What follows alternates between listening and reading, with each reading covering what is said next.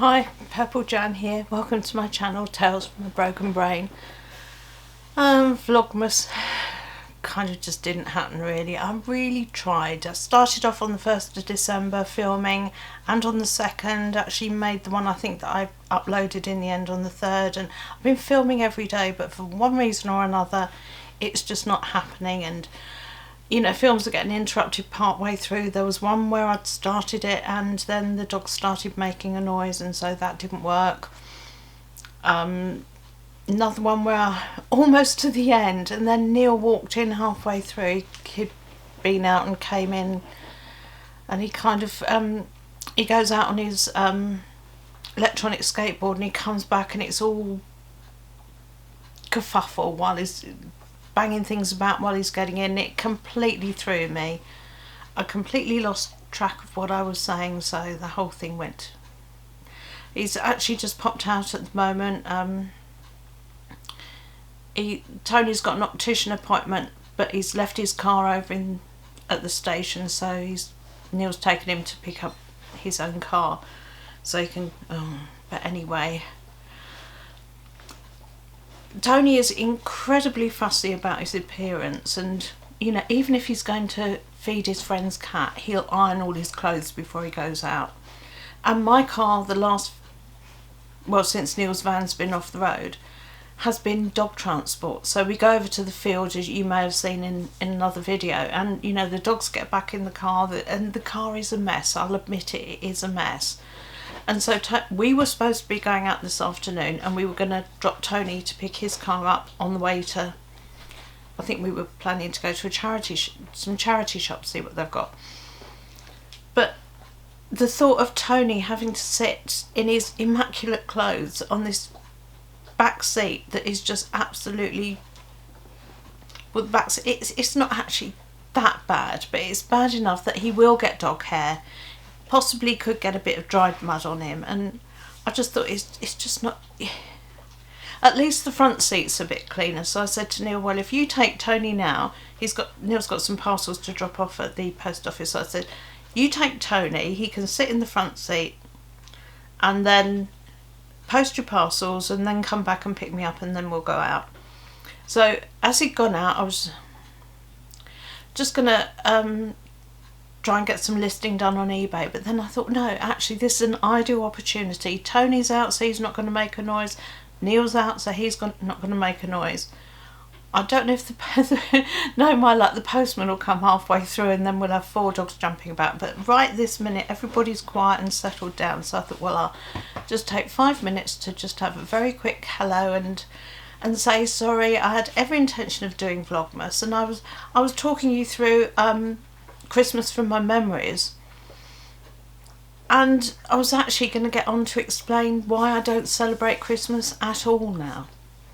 And that's quite a long story. It took a long time to get from really loving Christmas as, you know, the most magical time of the year, as it is in childhood. And you know, my parents always made sure it was a fantastic Christmas. I loved it as a child. But as you get older, things start to change and traditions change. Then I got a home of my own, had a family of my own, and my Christmases sort of got bigger than my parents ever were. And it was the case of, you know, I couldn't bear to think of anybody on their own at Christmas. So, you know, I would invite everybody to my Christmas dinner. So it'd be friends, family, relatives, you know, friends of relatives, you know, anyone. It got to the stage where you're welcome to dinner. Bring a plate because I haven't got enough. Bring your own cutlery because I haven't got enough. And bring your own chair because there won't be anything to sit on. And then I used to borrow the trestle tables from the local church, and you know, we'd put them together in a huge square and sit around and. That's the front door.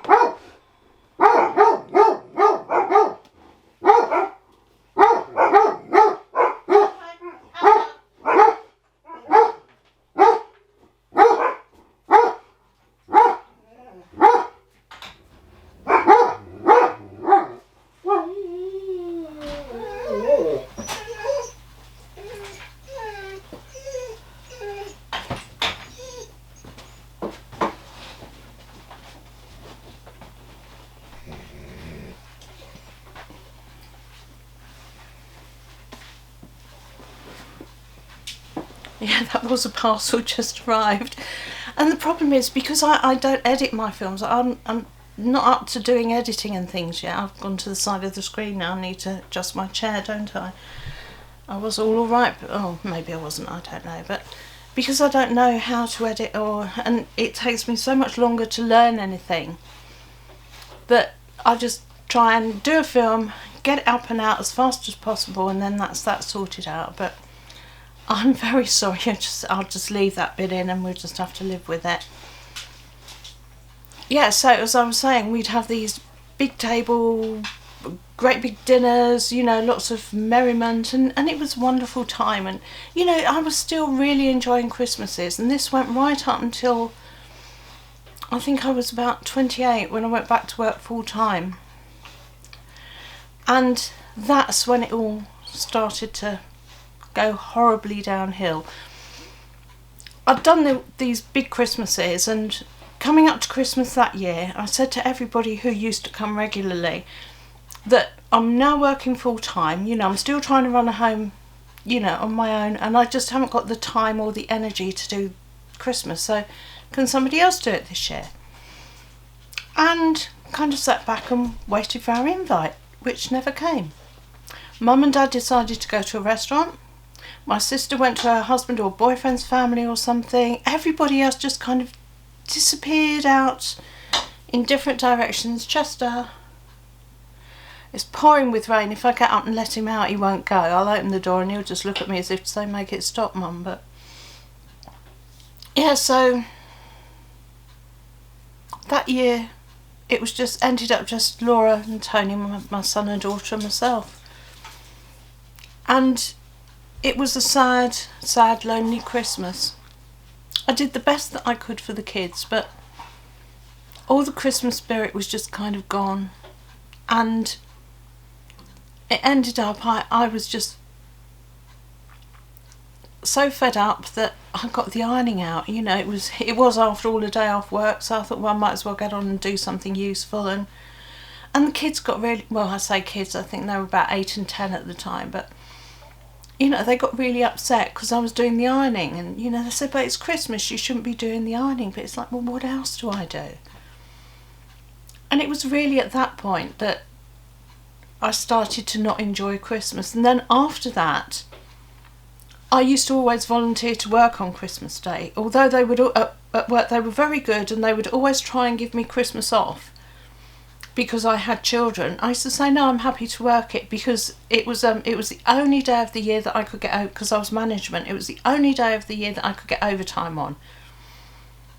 And it was a lot of money, you know, to go in and work on Christmas Day. I would get paid a good amount of money, and I think I used to get 2 days in lieu or something, so I wasn't actually losing a day. I just wasn't having that particular day.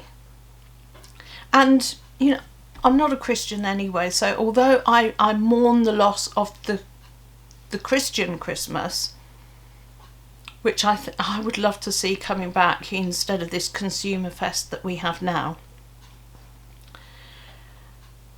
you know, and it meant, you know, some of the traditions that I got into, like perhaps midnight mass, because even as a non-Christian I would go to midnight mass on Christmas Eve, because it was part of the Christmas and the carol services and things.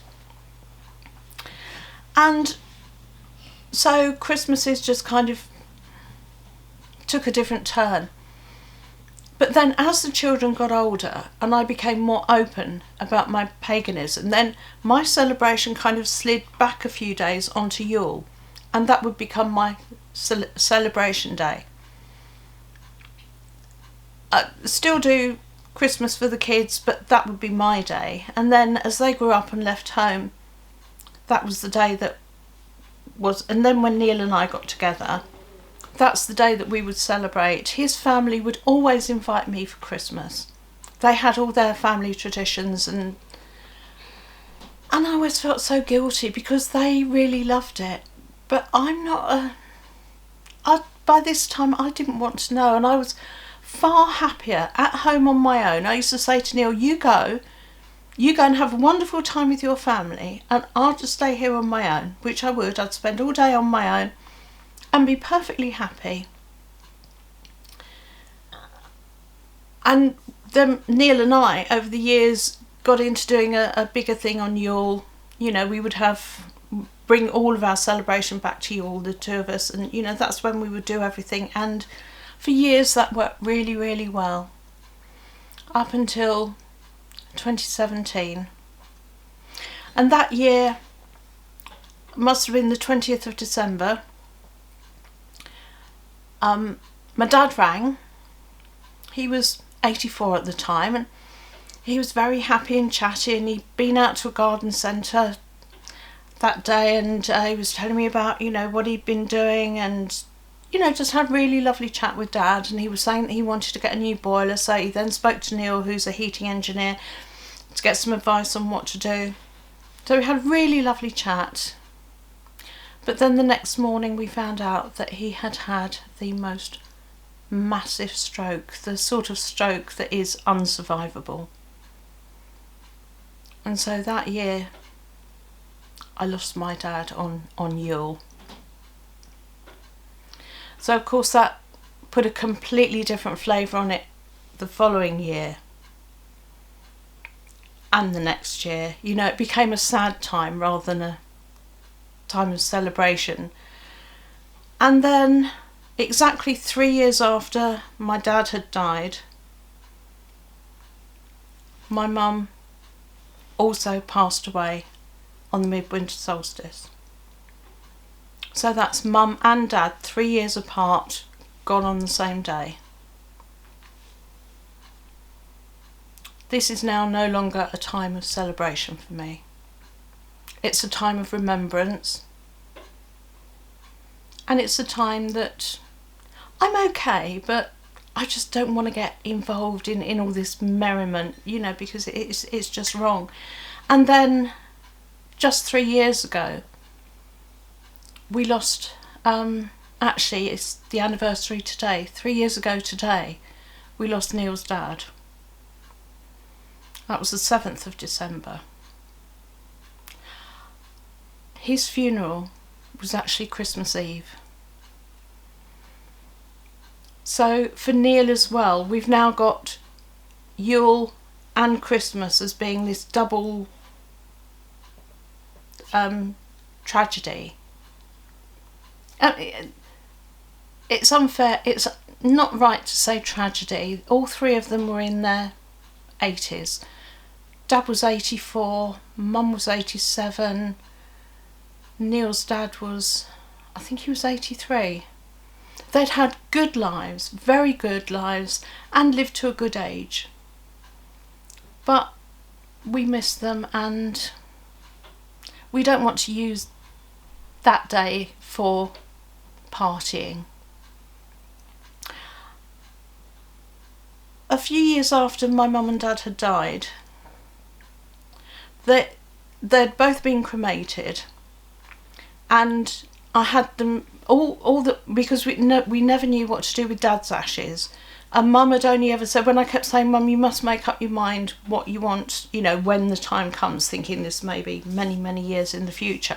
All she ever said was she wanted to go in the box with Daddy, but not what to do afterwards. So for years I'd had this box sat on my sideboard. But then I'd heard about the building of a long barrow in Wiltshire, and that sounded so perfect for me, and I knew that I wanted to have a niche for my ashes to go in.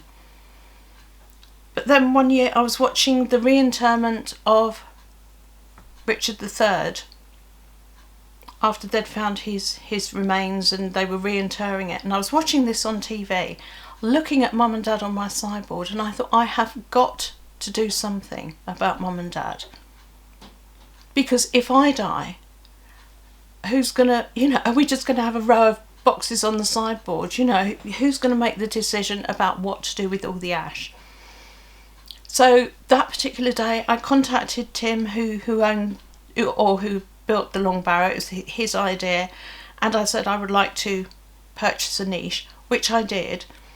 And then I think it was 2017, I think, I'm not certain which year it was, but I arranged on the midwinter solstice. He doesn't open at the Long Barrow. The barrow is aligned to the midwinter solstice, and I took Mum and Dad in on the midwinter solstice at sunrise and interred their ashes in my niche. Since then, one of my cats has joined them. They used to love to have a cat sat with them, so I thought, I'm sure they'll enjoy having Pickle in there with them. And there's enough room in the niche to house Mum and Dad, my ashes, Neil's ashes, all of the dogs, my other cat. I've got Darcy, the Labrador I lost last year. I've got my little white cat. I've got those two ready to go to the barrow, but I have not been quite ready to part with them yet. But now winter solstice is our pilgrimage to the barrow. We couldn't go last year because of COVID and lockdowns and things, but we will be going this year. We'll go along. They'll have an open ritual there, which is loosely druidic, or he's had one there that's kind of a non, oh, I've lost the word for it now, not humanist, but a non-specific, just a winter celebration, a marking of the winter solstice.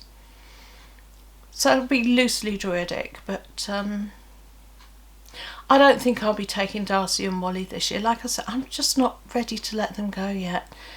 It sounds really creepy, but some nights I just sit there and cuddle Darcy's ashes. I miss her so much. I absolutely adored that dog. And we have Echo now, who's taken Darcy's corner in the family, but she's not Darcy. She's Echo. She's different. So anyway, that's just a little update on Christmas and why I don't do it. And